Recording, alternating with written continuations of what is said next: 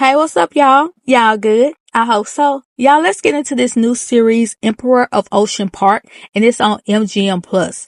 So the description reads, based on Stephen L. Carter's best-selling novel, Emperor of Ocean Park is set in the worlds of politics, Ivy League academia, and the beaches of Martha's Vineyard. Talcott Garland is a professor whose quiet life is shattered when his father, Judge Oliver Garland, passes away of an apparent heart attack. The nature of his passing is questioned by Tal's sister, who believes that the judge was met with foul play. So, for me, the first episode was pretty good. It kind of reminds me of Scandal. So the episode opens with the maid arriving at work at the Garland home. She's calling out to the judge to let him know she's there. She keeps calling for him, but he doesn't answer. She gets to the kitchen and she can see that he's had breakfast. There's a teapot whistling on the stove. So then she hears a TV and she heads to his office. As she pushes the door open a little, she can see his feet sticking out and she walks on in and the judge is on the floor. He's passed away. Then it cuts back to 2007. And I like their cutbacks because it reminds me of Scandal, like I said, because you know how Scandal used to transition their scenes with a quick flash and camera clicks and then a view of the Capitol building.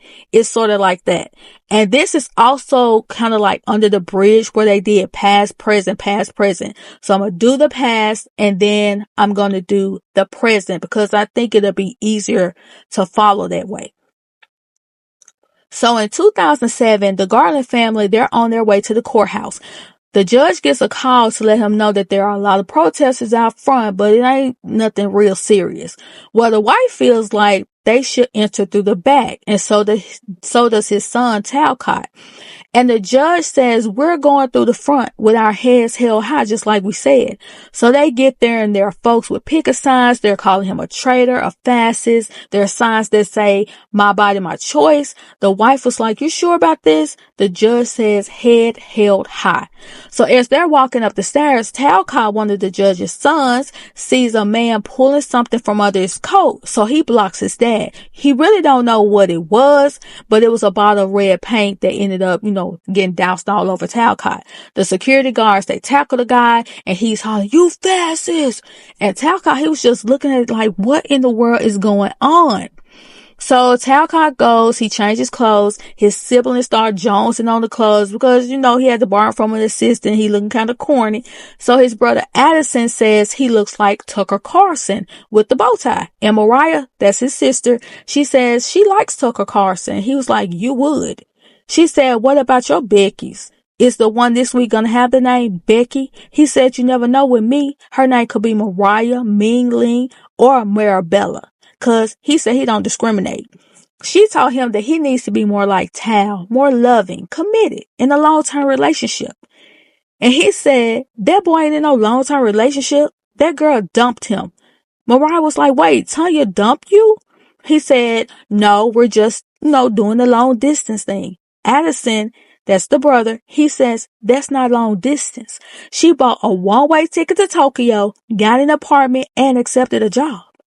So then all of a sudden you see these white folks walk in and this one guy says, okay, let's talk numbers. And I'm like, who are these folks? But they were part of the judge's campaign team, right? So they say that the days of 99-1 confirmations are long gone, but they convinced half the Democrats to vote for the judge. So the judge wants to know, what about the other side of the aisle? And one guy says, no matter how you slice it, Oliver Garland will be the next Supreme Court Justice of the United States of America. So they have him autograph a Newsweek article that he was on the cover of. So then the judge goes in for his hearing. The senators, they ask him all types of questions. They drilling him. Then a woman comes up and she whispers in the ear of one of the senators. Then he turns and asks the judge, when was the last time you had in-person contact with Jack Ziegler? The judge, he just hangs his head, and then the scene cuts to later on that night with Talcott and Addison. They call Talcott Tal, and they call Addie Addison. So sometimes you may hear me say those names. So Talcott asks Addison if he thought that Dad had met with Jack. Addison says no. Tal says he thinks it's a possibility. But Addison doesn't think the judge would get caught up like that, no matter how loyal he is. Like, the judge ain't stupid.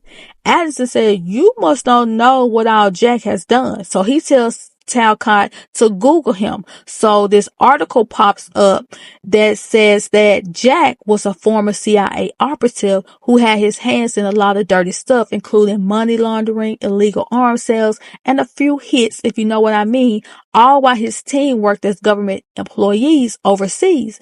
Addison says the judge would never deal with somebody like that. So after that conversation, Talcott goes and calls Tanya. Mariah, that's the sister, she comes out of the room, and she hears him leaving a message on Tanya's voicemail, trying to express his love for her. Mariah lets him know that whatever he had with Tanya, it's over, baby. Give it up. And since she's all in his business, he wants to know what was she about to do. She said that she was hiding from their mom because all the mom ever wants to do is pick with her about finding a husband. She said that she would think being a part of a team who won a Pulitzer for investigative journalism would exempt her. But no, her mom was trying to groom her to be a housewife. But Mariah said she'd rather pass away before she be a kept woman. So Talcott then asked her if she thought all the things that they said about Uncle Jack were true. She said half. I feel like half of it is liberal propaganda, and the other half is what we should be scared of. Then the judge comes out and tells Mariah that her mom was looking for her, and he asks Tal, like, are you okay? Talcott says yes, and he asks his dad the same, like, are you okay? Is everything okay? The judge said that everything would be okay soon. Then we get to the present, right? So Talcott, he's going to his wife's office to pick up paperwork for their child's school. The receptionist, she's swamped with calls, so she can't go. He's like, oh, don't worry about it. I'll go grab him. So he goes to his wife's office, finds the folder on her desk, and looks through them. But as he's looking through them, he notices some fresh roses that have been thrown in the trash can. And I was like, now who put those beautiful flowers in that trash can? Like, what's this about? And I guess Talcott was thinking the same thing because he got out in that trash can and pulled the flowers out. And there was also a note that read, I hope we always remember the many good times we shared. And you could see that Talcott was looking pissed and confused and curious. So next we see this woman walking into a school, and it's Mariah, baby. She on a mission. She walked right into this meeting that the principal was having, and when he looked up, he already knew that she meant business. So he cut that meeting short real fast. So she wanted to know why was her son forced to sit at another lunch table after another kid called her son Jim Crow. Of course, the principal was making excuses for the clear kid's behavior, and he said that he would be punished accordingly. But Miss Mariah, she doesn't want punishment. She wants expulsion. She had to remind the principal that they pay good tuition with 4 kids at that school, and that since she's on the fundraising committee, she know that her family, that they're the top givers. The principal tells her donations don't buy expulsions, but Mariah said in this case, they will, or I'm going to the press. And I'm not talking Channel 4. I'm talking the Tribune or the Times. She stepped to him and let him know, don't F with me. And she wants that junior white robe and mask wearer out of her school. The principal, he can't do nothing. He just standing there nodding his head. Then her phone starts ringing, and it was her Uncle Mal. He says, Mariah, I'm sorry. So he was calling to tell her about her dad. So Talcott, he's on his way to his classroom because he's a professor. He's trying to get in touch with his wife, but he keeps getting her voicemail. One of his colleagues, Dana, she sees him looking all distraught and stuff, and she asks him, like, what's up, you good? He tells her about the flowers, but Dana was like, well, look at it as a confirmation of what you was already expecting. You was suspecting that anyway. So, like all the late night phone calls, meetings, unexpected business trips. She'd been working now. She got new clothes. But as they were talking, his phone starts ringing, and it was Mariah, his sister, calling to tell him about their dad. So Talcott and Dana, they go to his office, and they're watching a news report about the dad. And you can hear the correspondence the correspondence saying it was his turn to she was saying it was his turn to far-right politics that brought the judge notoriety in later years, where he earned the name Titan of the Tea Party. But what he was most remembered for was his failed nomination to the U.S. Supreme Court because of his controversial connection to Jack Ziegler. Then Dana, she turns off the TV. She tells Talcott, look, it's okay to let your emotions out because if you keep them bottled up, it'll eat you from the inside out, baby. So all in the span of an hour, he got somewhat of confirmation that his wife is probably cheating like he suspected and that his dad passed away. So, that is a lot. So then Mariah and her family, they arrive in town on their private jet, baby. And her husband asked her if she was okay because she had been looking through her tablet the whole way. And she shows him her father's medical records. She says that he was healthy, like all his counts were good, everything. And he was like, okay. She says, what if it wasn't a heart attack? What if it was made to look like one or something natural? Her husband says he doesn't get what she's trying to say. And she reminds him that the judge had a lot of enemies. He says he gets it because his dad, passed away and he wanted answers too. But chasing down conspiracy theories, that ain't gonna get you nowhere. But then her phone starts ringing, and when she answers it, baby, it's Jack Ziegler.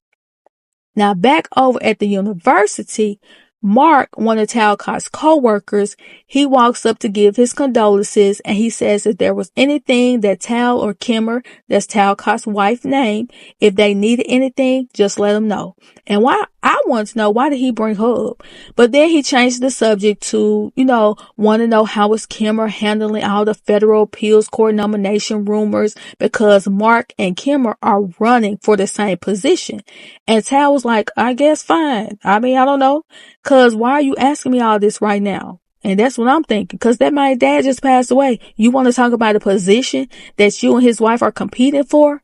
And want to tell him that since y'all colleagues and been there for a long time, there ain't no need for the usual mudslinging and backbiting because it's all in the president's hands now? Okay. Talk about it. Let's just keep it civil. But Tal says it always been civil, baby. And you can tell by his face that he's trying to figure out, like, what was Mark getting at? And I'm trying to figure it out too. But Tal says his father just passed, his family waiting, so he leaves. He meets up with Mariah and Addison at their dad's house, and they're on their way to meet with Mal. Talcott wants to know why they're going to meet with Mal. And it's because Mal, he has the dad's will and some instructions that, that the judge left for his funeral. And you can tell in this scene that Madison, she's the one that's in control. She's like, y'all better come on. She hollering up at Addison like, come on, I will leave you. Come on. So they get over there with Mal and he tells them how the funds will be allocated. And all Addison wants to know is, what did he leave us? You done told us where everything else going, what we get. So Mal says that Mariah, she's getting the Shepherd Street property. Talcott gets the Martha's Vineyard summer home. And Addison, he gets some Chicago Bears season tickets. So Talcott wants to know, man, what did you do to piss the judge off? But Addison, he just brushed it off. So Mal, he's about to leave to head back to his office, and Madison stopped him and asked about an autopsy. And Addison has this quizzical look on his face. But Uncle Mal says, well, they usually just do autopsies if there was suspicion of foul play. And with the judge's age and his battle with hypertension, he didn't see that happening. And Mariah agrees in a sort of, I hear what you're saying, but kind of way. So they go over the judge's wishes, and Mariah asks Tal to get with Father Brown and the funeral director to make sure, they on their job. And then the waitress brings some coffee, but it was kind of cold to Madison. So she says, no tip. And they were looking at her like, girl, come on. She said a tip is her economic principle. And Addison said they aren't going to look at it as your principle. They're going to look at it as black folks don't tip. She said, well, maybe they shouldn't be racist. Tal, he tells her it's like the only reason that she became a Republican is so that she can be a DICK. She says, no, the reason that she became one is because she believes in low taxes, life beginning at conception, and the right to bear you know what. Addison, he's getting annoyed. And he said, all right, you can stop now. You can stop trying so hard. Daddy's gone. So who you trying to impress now? And she just looks at him and rolls her eyes. So now Tal, he's over at the church, to make sure they received all the instructions and everything from the lawyer. Father Brown said that they did, but he needed to know what they wanted on the tombstone because the judge, he didn't specify that. And Tal looked a little confused because his dad was the type of person that planned everything down to a T. But he said, okay, I'll figure it out. And then he left. Now back at the judge's house, Talcott is hoping to find any documentation about what the judge wanted on his tombstone. But as he was looking, he noticed a book that was out of place on the bookshelf. And it was a 3-ring binder with a lot of newspaper clippings about a hit and run. And this particular hit and run took the life of his sister, Abigail. Then you hear someone enter the house and call his name, and it's Kimmer. That's his wife. She pulls him in. She embraces him. Everybody sits down for dinner. They laugh and talk, and then they call it a night. Kimmer sees that Tal seems distracted, and he tells her about the flowers he found in the trash can. She said they were from a client, and he was like, clients don't send roses. She said, well, maybe it was a 20-year-old intern who doesn't understand flower protocol. Then he asked her about the note, and he wanted to know what good times she was sharing with a client. She told him not to get in his head about those flowers. She was his, and he shouldn't worry. And then she started trying to distract him with her body, but he stops her and says he can't do it because he ain't believing what she's saying. So he goes down to the kitchen for a snack and he gets scared out of his socks because Mariah is standing behind the kitchen door. She said that she had been waiting all day to get him alone because there was something she wanted to tell him that she didn't want to say in front of everybody else. And she told him that their dad, he didn't pass away from no natural causes. He was murdered. And she feels like Jack did it. So Talcott feels like she's overthinking because why would Jack just appear out of the blue to take their dad out when no one has seen or heard from him in years? And she was like, that's not true. He called me the other day to talk about you. And he said that Talcott was the one that the judge would trust about the arrangements. And Talcott was like, what, the funeral arrangements? Mariah was like, no, the other arrangements. And she wanted to know what was Jack talking about. And Talcott was standing there just as confused as she was because he didn't know nothing about any arrangements that Jack was talking about. He doesn't think Jack calling out of the blue, he don't think it's such a big thing, but Mariah does. Now it's the day of the funeral. Tal's Aunt Alma, she lets him know that his dad had big plans for him. And he asked her, like, what? She said, he'll let you know. And he's like, but he's not here. She said, boy, don't you think I know that? Just know that he's going to let you know. Now, Mal and Mariah, they think that they Aunt Alma is crazier than the best bug. So he tells her that he has to go check on the limos. She grabs him and says, you just wait and see. Wait and see how frightened they were of your father. But Tal, he was just lost about what is this lady talking about. So she says, like Jack Ziegler, for example, he might try to act scary, but he was one of the judge's most terrified people. The judge had him real scared. And then she just walk off. So then they have the funeral and they go to the burial. Tal decided to put one of the judge's favorite Nas verses on the tombstone. But of course, Mariah doesn't like it. But they just stand there and, they weep for their father. Now the funeral is over and everybody has left except for the kids. Addison says, honor, duty, justice. That's what you should have put on the tombstone. And I'm like, now when he was asking y'all that, y'all gonna tell him it shouldn't be too hard. You can figure it out. Now y'all got a problem with what's on the tombstone. So they stand there, talk for a little while, and then Addison, he walks off, but Talcott, he's still standing there, looking at his father's tombstone. Then he hears some footsteps, and when he looks up, Baby, it's Uncle Jack Ziegler.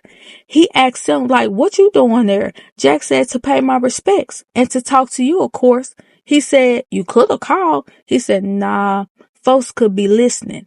And he told Tal that he had been keeping tabs on Kimmer and her potential nomination. Tal says that's the president's choice and we won't want any interference. And Jack says, of course not, because the country is best when it's a meritocracy. But it's so often anything but that. But if it was, he would